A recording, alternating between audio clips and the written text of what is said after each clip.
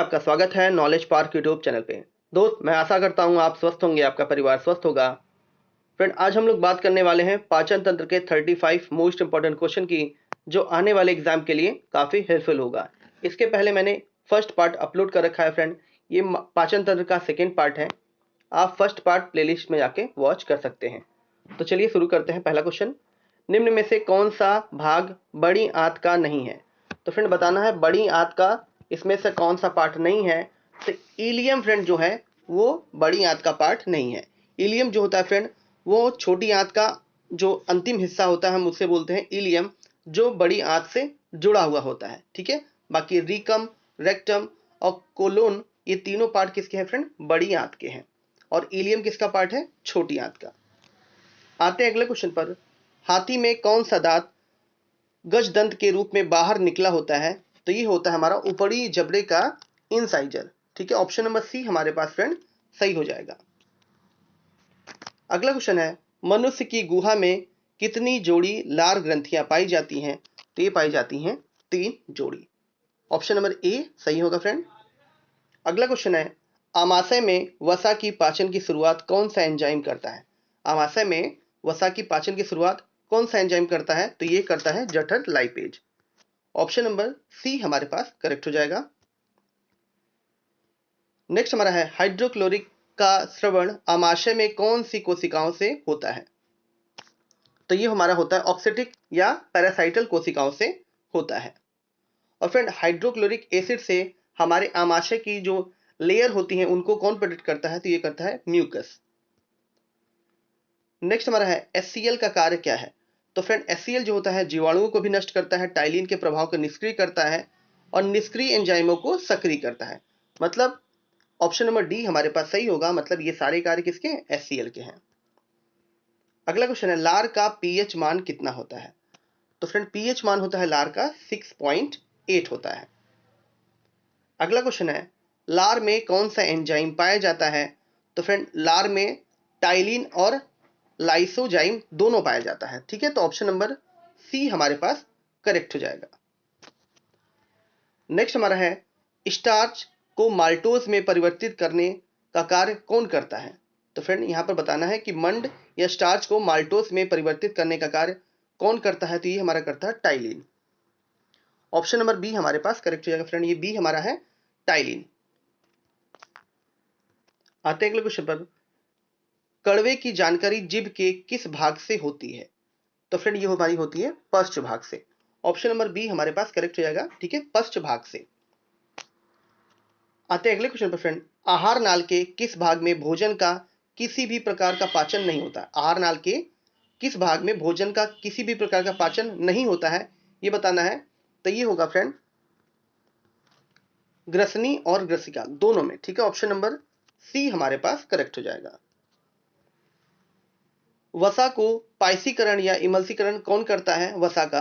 तो ये हमारा फ्रेंड करता है पित्त रस। ऑप्शन नंबर ए हमारे पास करेक्ट हो जाएगा। बाइल जूस जो होता है वो वसा का, फैट का इमल्सीकरण करता है। भ्रूणी अवस्था में आरबीसी का निर्माण कहां से होता है? फ्रेंड, भ्रूणी अवस्था में आरबीसी का जो निर्माण होता है वो कहां से होता है? तो ये हमारा होता है लीवर और प्लीहा दोनों से होता है। ठीक है, तो ऑप्शन नंबर डी हमारे पास करेक्ट हो जाएगा इसके लिए। ग्लूकोज का ग्लाइकोजन में परिवर्तन क्या कहलाता है? तो इसे फ्रेंड बोलते हैं, ग्लूकोज का ग्लाइकोजन में परिवर्तन कहलाता है ग्लाइकोजेनेसिस। ठीक है, ऑप्शन नंबर ए हमारे पास करेक्ट हो जाएगा। जंतुओं का संचित भोजन किसे कहा जाता है? तो जंतुओं के संचित भोजन को हम बोलते हैं ग्लाइकोजन। नेक्स्ट हमारा है, यकृत की कोशिकाओं को भक्षकाएं की तरह कार्य करती हैं, वे हैं? तो फ्रेंड, ये हमारी है कुफुर कोशिकाएं। ऑप्शन नंबर बी हमारे पास करेक्ट हो जाएगा। कुफुर कोशिकाएं जो होती हैं यकृत की वे कोशिकाएं होती हैं जो भक्षकाएं की तरह कार्य करती हैं। लीवर कुहन की दरारें पाई जाती हैं। तो लीवर कुहन की दरारें पाई जाती हैं फ्रेंड ग्रहणी या इलियम में। ऑप्शन नंबर डी यहां पर होगा फ्रेंड। ऑप्शन नंबर डी हमारे पास करेक्ट हो जाएगा। सबसे बड़ी लार ग्रंथि कौन सी है? तो बताना फ्रेंड, सबसे बड़ी लार ग्रंथि कौन सी होती है? तो ये हमारी है पैरोटिड। ऑप्शन नंबर ए हमारे पास करेक्ट हो जाएगा। पैरोटिड जो होती है वो लार की सबसे बड़ी ग्रंथि है। नेक्स्ट हमारा है, लैंगरहैंस द्वीप कोशिकाएं स्थित होती हैं। लैंगरहैंस की जो द्वीप कोशिकाएं होती है वो कहाँ स्थित होती हैं?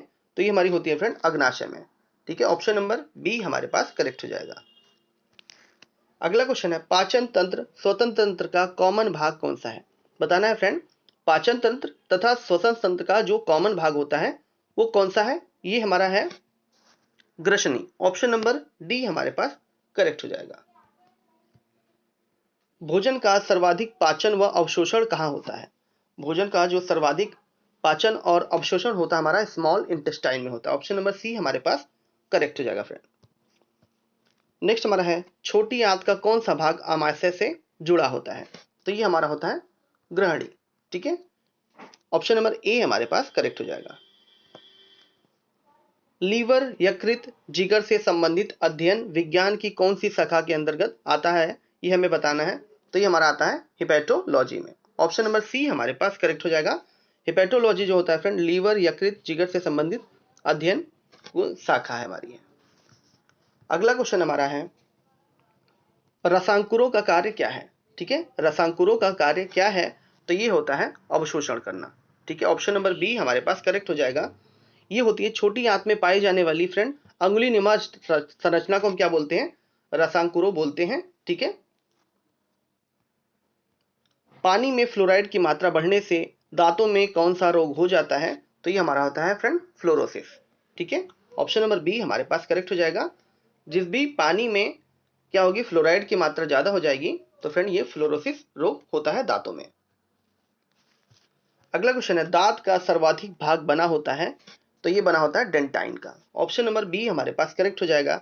अगर पूछा जाए दांत का जो आउटर सरफेस होता है फ्रेंड टॉप का पोर्शन वो किससे बना होता है? तो ये बना होता है एनेमल से, जो हमारे बॉडी का सबसे हार्डेस्ट पार्ट होता है। अगला क्वेश्चन है, मनुष्य के दांत होते हैं? तो फ्रेंड मनुष्य का दांत कौन से होते हैं? तो हेरोटोडेंट, तो ये होते हैं हेट्रोडेंट, थिकोडेंट और थाइफोडेंट दोनों होते हैं। ठीक है, तो ऑप्शन नंबर डी हमारे पास करेक्ट हो जाएगा। आहार नाल का सबसे लंबा भाग कौन सा होता है? तो फ्रेंड आहार नाल का जो सबसे लंबा भाग होता है हमारा है छोटी आंत। ठीक है, ऑप्शन नंबर यहाँ पर फ्रेंड ये छोटी आंत का हो जाएगा हमारा ऑप्शन, स्मॉल इंटेस्टाइन हमारा ऑप्शन सही होगा। और स्मॉल इंटेस्टाइन की जो लेंथ होती है वो होती है 22 फीट 6 इंच होती है फ्रेंड, ये होती है मेल में, और 23 फीट 4 इंच होती है फीमेल में। अगला क्वेश्चन है, दांत का अध्ययन विज्ञान की कौन सी शाखा के अंतर्गत आता है? तो ये हमारा आता है हिपैटोलॉजी में। ऑप्शन नंबर ए हमारे पास करेक्ट हो जाएगा। फ्रेंड यहाँ पर से हम बोलेंगे ओडेंटोलॉजी। ठीक है, दांतों के अध्ययन को हम क्या बोलते हैं? ओडेंटोलॉजी। ऑप्शन नंबर सी हमारे पास करेक्ट हो जाएगा। हिपैटोलॉजी होता है फ्रेंड वो लीवर के अध्ययन को हम बोलते हैं। अगला क्वेश्चन है, दांत बने होते हैं? तो फ्रेंड जो दांत होते हैं वो कैल्शियम और फास्फोरस के बने होते हैं। ऑप्शन नंबर ए हमारे पास करेक्ट हो जाएगा। अगला क्वेश्चन है, किसे पूर्ण पाचक रस की संज्ञा दी गई है? तो फ्रेंड बताना है किसे पूर्ण पाचक रस की संज्ञा दी गई है? तो अग्नाशयी रस को पूर्ण पाचक रस की संज्ञा दी गई है। ऑप्शन नंबर बी हमारे पास करेक्ट हो जाएगा। अगला क्वेश्चन है, बिलिरुबिन या विलिवर्डिन वर्णक पाए जाते हैं? बिलिरुबिन व विलिवर्डिन वर्णक पाए जाते हैं किसमें पाए जाते हैं फ्रेंड? ये बताना है। तो ये पाए जाते हैं पित्त रस में। ऑप्शन नंबर बी हमारे पास करेक्ट हो जाएगा। अगला क्वेश्चन है, इंसुलिन हार्मोन का स्रवण होता है? तो फ्रेंड इंसुलिन हार्मोन का जो स्रवण होता है वो होता है अग्नाशय ग्रंथि से। ठीक है, पैंक्रियास से ये रिलीज होता है। अगला क्वेश्चन है, इंसुलिन हार्मोन की खोज किसने की है? तो फ्रेंड इंसुलिन हार्मोन की खोज की है बेंटिंग एवं बेस्ट ने। नेक्स्ट हमारा है, दांतों का निर्माण कौन सी प्रोटीन से होता है? तो फ्रेंड दांतों का जो निर्माण होता है वो ओसीन नामक प्रोटीन से होता है। तो ऑप्शन नंबर बी हमारे पास करेक्ट हो जाएगा। फ्रेंड आपको ये वीडियो कैसा लगा कमेंट बॉक्स में जरूर बताइएगा। साथ ही साथ अपने दोस्तों के साथ और किसी एक एजुकेशनल ग्रुप में फ्रेंड इस वीडियो को शेयर कीजिए। अगर आपने हमारा चैनल सब्सक्राइब नहीं किया है तो उसको भी सब्सक्राइब कर लीजिए। Thank you.